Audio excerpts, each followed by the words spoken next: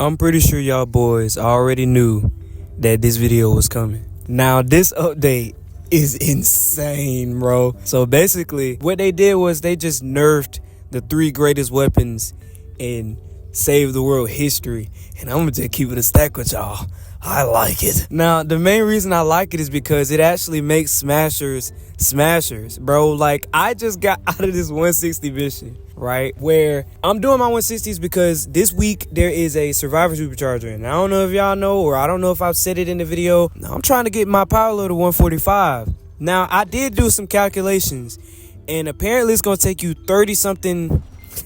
It's gonna take you 30-something months to get all your survivor superchargers, which is like 3 years. If you've done every ventures up until this point, you should be 145 by now. But everybody that's not there, like, you're cooked, bro. And I ain't gonna lie, I think I got like one squad that's almost full superchargers, and I got a lot more to go. So yeah, I'm doing the 160s, right? And I'm in that bit. I done did 2 of them, and bro, like, these smashers are insane. Like, to a certain extent, they're not really that dangerous because they just don't damage the objective. So if you build properly, even if the smashers shred up your base, which they're gonna do now because you ain't got no way to stop them for real, right? You're gonna be fine because the normal husk shouldn't be able to get to your builds anyway.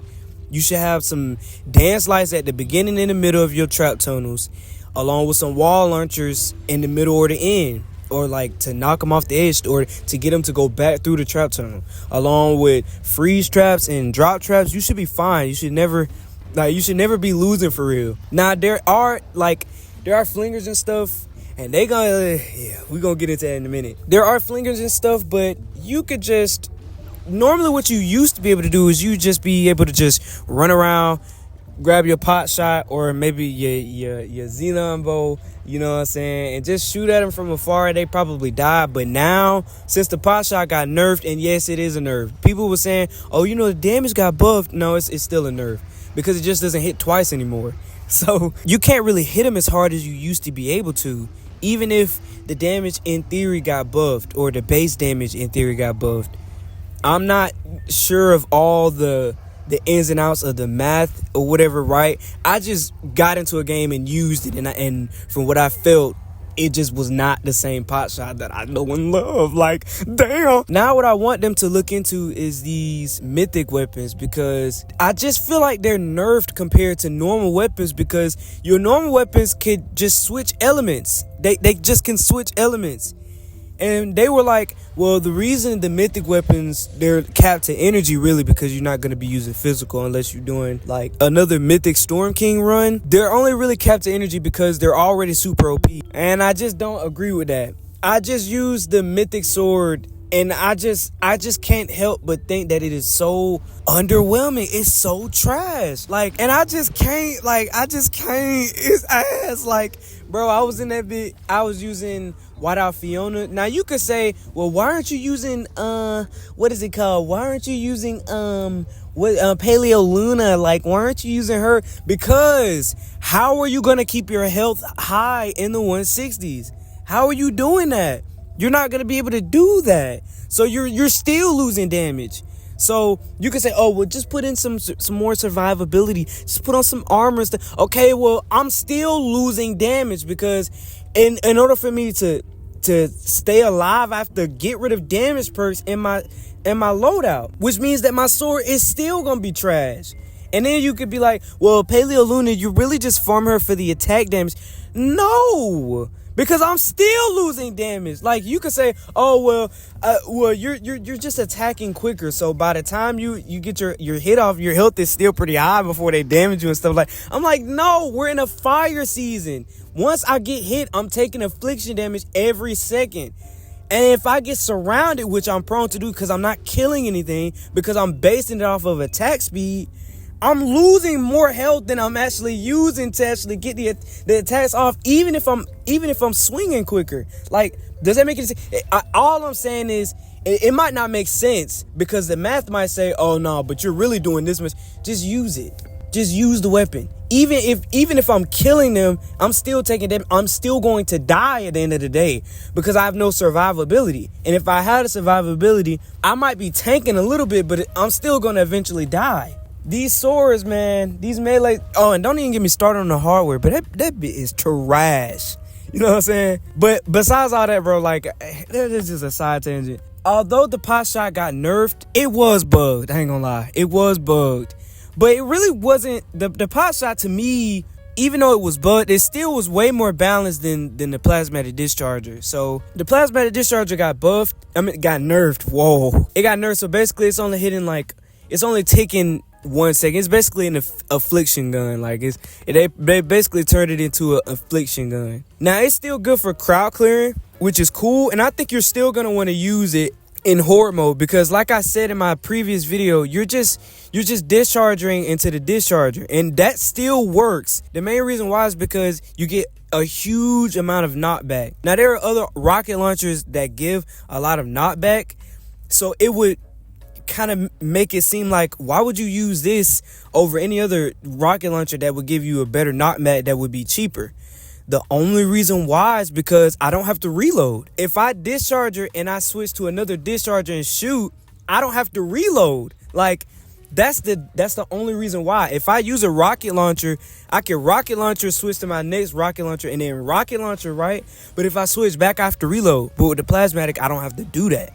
It's instantaneous. So I could just discharger into the discharger, and it basically hits the exact same way it was before the nerf, which is why, to me, you're still gonna use the discharger like what. But if people were using it like how they normally were, which they would just discharger and then Xenon bow maybe or something, like it, yeah, it's nerfed. But for me, it's not nerfed at all. Just discharger into the discharger. Now you could say, oh, well, you know what I'm saying, you're wasting so many energies. Yeah, I'm an in-game player, I can do that. The last thing that got nerfed was the Xenon bow, but it really didn't. They just made it to where you have to aim better, which, okay, like, it's still aimbot though. Like, I could just shoot through walls, so it doesn't really even matter for real. And I feel like the Xenon bow is really, really weak, bro. I'm gonna just be honest with y'all. I've been doing 160s recently, and bro, let me tell you, boy, these weapons are so weak. Them 255 smashers gonna be coming through that bit, and he gonna eat it up. He gonna eat it. Oh my god. I also seen that they talked about the Bladebeard stash, so now you don't have to search for it, which is cool because this season is fire. So you're just taking damage from basically existing. I ain't gonna lie. So that can be beneficial. Although I'm not really using Bladebeard in this season. I probably should though.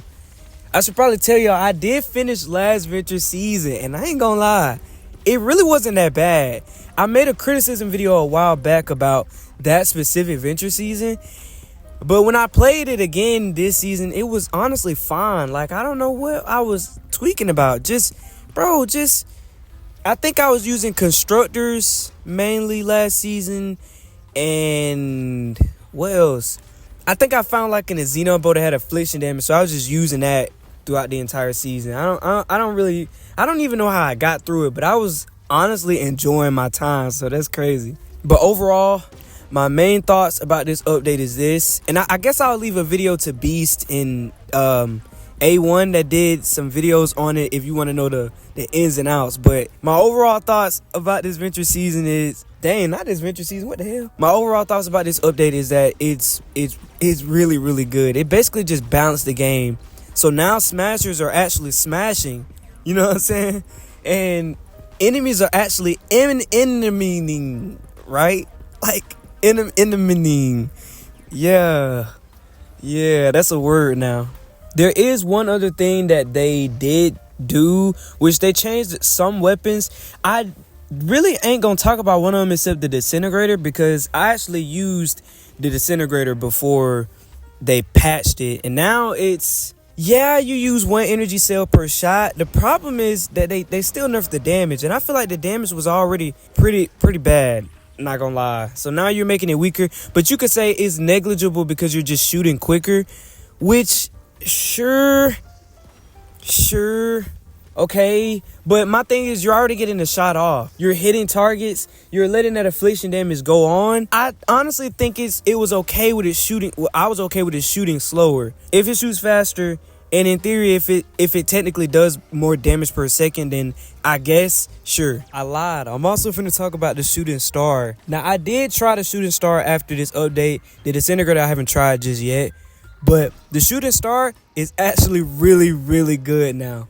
My main criticism with the gun when it came out was just the fact that it would have to cool down way too quickly. Like, I'd have to shoot it, and after about like 3 seconds, it got already cool down. I'm like, goddamn.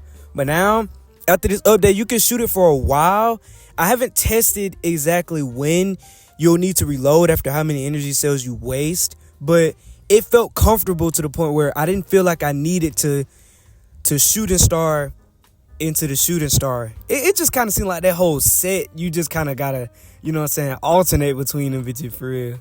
But yeah, there's also this new rocket launcher. I have not tried it, but I should have some footage up here for y'all.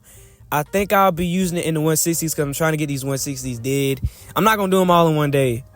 I don't want to do that. I'm just playing because I'm on a reset and I'm just trying to waste my time, I guess, until I can start driving again. And from what I could see in the footage that I actually haven't recorded yet, it's about as good as it can get without it being OP.